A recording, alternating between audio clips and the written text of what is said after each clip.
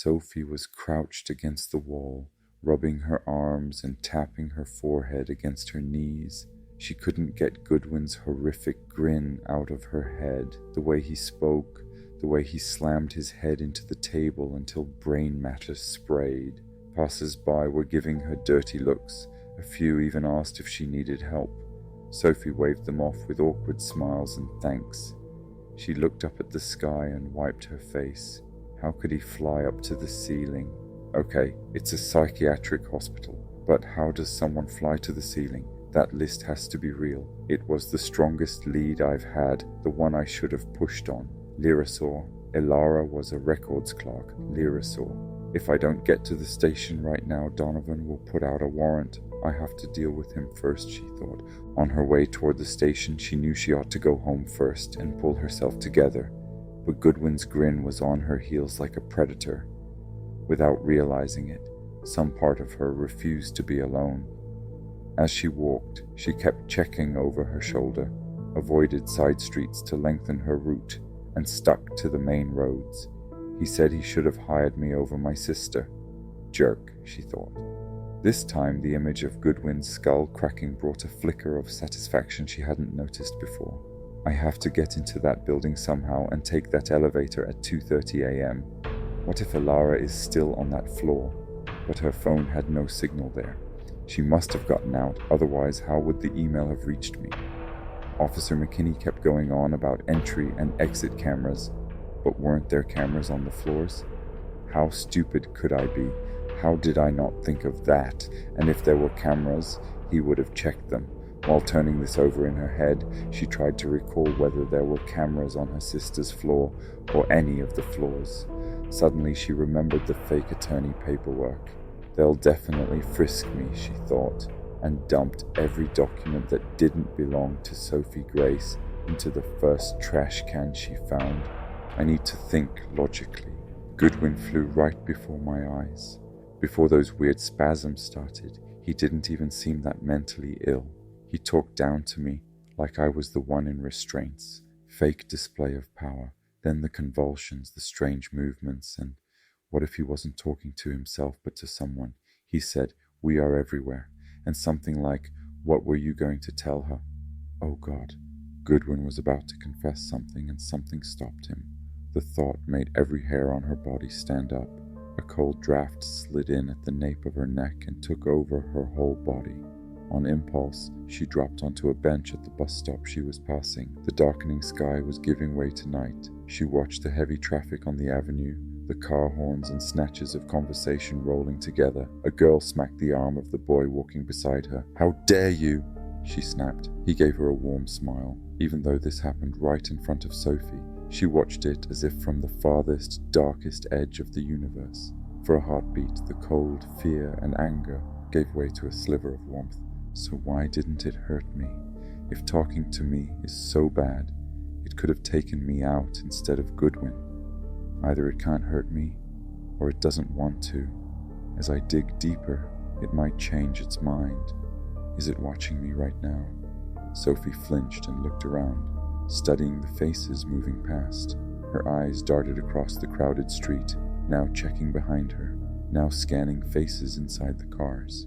Don't be ridiculous. If it were watching, it wouldn't stare at me like that, she thought. The worst part would be if it could hear my thoughts. She considered disciplining her thoughts against that possibility, then realized that if it were true, there was nothing she could do to stop it. Calm down, don't lose it. Nobody can hear your thoughts. Damn it, this is how it starts. It happened to Mom too. Nobody hears my thoughts. Erase that from your head, she told herself in a panic. Maybe someone worked some kind of spell on Goodwin, a loyalty binding. Break it and the curse exacts a price. The Harry Potter scene flashed in her mind. The unbreakable vow between Snape and Malfoy. I have to get help from somewhere, from someone. This is getting beyond what I can handle alone, she thought. Then she pictured a scene at home, lying in the dark while silhouettes watched her. Rubbing her eyes, she muttered, "So what am I going to tell Donovan? He already wants this closed. What if I give him what he wants? Telling him the truth hasn't helped so far. And he keeps saying, Those illnesses are hereditary. He'll use my mother's illness to close Elara's file. I have to get out from under this. Best to play along. Mustering her nerve and focus, Sophie rose from the bench. For some reason, leaving that bench felt like leaving her home behind. Okay, apologize to Donovan. Cooperate. Tell him what you saw was enough and you want your life back. That's what he wants to hear, assuming the mind-reading demon doesn't rat me out. No, there is no demon. Anyone who went through what I did would be confused, right? I'm fine. These thoughts are normal. I'm fine. Repeating the reassurance to herself, she eventually found she'd reached the police station without even noticing. Donovan and Goodwin, 2 words that summed up this phase of Sophie's life. Now she would face one of them and the other one's shadow. She took a deep breath and headed for the door. Inside the grey building, an architectural monument to soullessness, Sophie was greeted by a metal detector, the officer stationed beside it, and the bustle beyond. If not for the gust of fresh air each time the door opened, she might have felt she couldn't breathe. She set her bag on the X-ray belt and dropped the metal items from her pockets into the tray. As she walked through the detector, she was sure it would beep, but it didn't. "What's your business here?" the officer asked, his voice so flat it sounded like he'd asked the question 1,000 times. "Detective Donovan asked me to come in," she said, keeping it short. "All right. Do you know where his desk is?" As Sophie stuffed her things back into her bag, she answered, Yes, thank you." The officer shot her a look, part surprise, part annoyance. Leaving behind an entrance where even a thank you could earn a scowl, she walked down a hallway lit with hard white light. The lights were so harsh she didn't dare look up. She winced, narrowing her eyes. The floor had that tacky, never quite clean feel, as if it hadn't been mopped in years or someone had just spilled jam. She had to use extra effort to lift her feet, her shoes clinging a beat longer than they should. The sour smell in her nose grew stronger as she climbed the stairs. At the top, a large open-plan office spread out before her. To the left of the entrance stood the canine she'd clocked last time, hard to tell if it was a statue or taxidermy, posted like a guardian at the door. The station was as frantic as before. Phones ringing, the office din, conversations bleeding into each other. Sophie threaded through the chaos toward Donovan's desk. He sat there, lost in thought, idly clicking his stapler. The sight filled Sophie's mind all at once with the image of Goodwin's shattered head. Donovan looked up, said nothing, and gestured to one of the 2 empty chairs in front of his desk. As Sophie sat, she began to rehearse the talk she'd planned. Her eyes slid to the clock on the wall. The second hand seemed to push through molasses, each tick fighting some invisible resistance. "Goodwin's dead, Sophie." The stapler went quiet. Sophie tilted her head and stared at the empty chair across from her. "Goodwin is dead," she thought. "What if he arrests me now?" But there were people watching through the one-way glass. I never touched him. What could they charge me with? The DA will probably bring in a psychologist to explain how I illegally triggered a trauma or psychosis. I don't even have money for a lawyer anymore. I'm truly sorry. I never wanted it to end like this.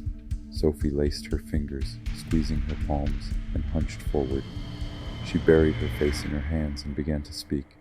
"I'm done, Donovan. What I saw, it was enough, more than enough. I won't interfere with your work anymore. I just want my life back." "I'm afraid it's too late for that, Sophie." At that, a slow, burning pain began to build in her stomach. Images of iron bars and courtrooms flickered in her mind as she looked helplessly at Donovan. "I never even laid a hand on him. You can't pin his death on me. Sophie, whether you get it or not, I tried hard to protect you, but like you said, after what you've seen, you can't go back to your normal life." Sophie frowned at him. Was he trying to console her? She couldn't grasp the implication in his words. The room's hum turned muffled, like she'd gone underwater. The light lost its evenness. In her perception, parts of the room began to fade while others turned unnaturally bright. You've seen too much, Sophie. Heard too much. You may not understand it now, but what you saw and heard is extremely valuable. We can't risk letting you go only for you to figure it all out someday. You get that, don't you? As he said it, Donovan reached out and laid a gentle hand over hers. Sophie flinched and pulled away. She couldn't make sense of any of it. As she wrestled with the pain gripping the right side of her brain, hundreds of voices inside her head started calling out at once. He knows. You're not going to make it. Get out of here. He can hear your thoughts. Go now. In the din, Sophie narrowed her eyes and pressed her temples. Donovan, what? What do you mean? What do you mean you can't let me go because of what I know? No, because of what you might know. What's wrong, Sophie? The headache, the light sensitivity, the paranoia from the voices in your head? Are those bothering you? He knows. He hears. Shut up. Sophie snapped at the voices. What are you talking about?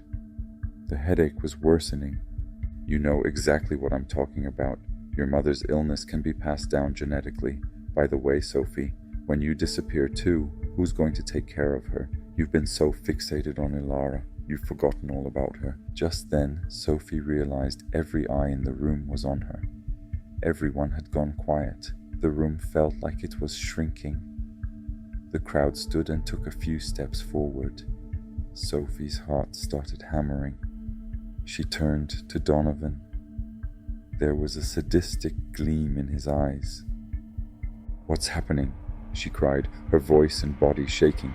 She shot up so fast she knocked over her chair and almost fell herself. Backing into a corner, she searched for an escape and noticed with horror that the canine was looking at her now, growling. From within the crowd, another Sophie seemed to step out. I guess I'll be the one taking care of Mom from now on, she said, lowering her head with a sorrowful look and rubbing her arms. Poor Mom. What if she accidentally fell down the stairs? At that, Donovan burst out laughing. The fake Sophie began walking toward the real one. Every step was its own torture. After a few steps, she crumpled to the floor, sobbing. Sophie watched in horror. Her eyes searched for anything she could use to defend herself. There was nothing to fight with, nowhere to run, nowhere to hide. When the fake Sophie's sobs stopped, the entire crowd stared at her. With a mix of fear and curiosity, Sophie looked too. As the fake Sophie rose, she seemed to age several years every second, turning into their mother. Sophie, why did you abandon me? Her mother asked, drawing close as her skin and clothes melted like wax and dripped to the floor. Sophie's scream was her last and weakest defense. There was no one left to save her. Dr. Connor Blair, the chief medical officer of the Cedar Hill Psychiatric Institute, had come early to his office with the big windows. Daylight filled the room. Cool, fresh air and birdsong drifted in through the open window. Sipping his coffee, he signed the intake paperwork on his desk. Sophie Grace, paranoid schizophrenia,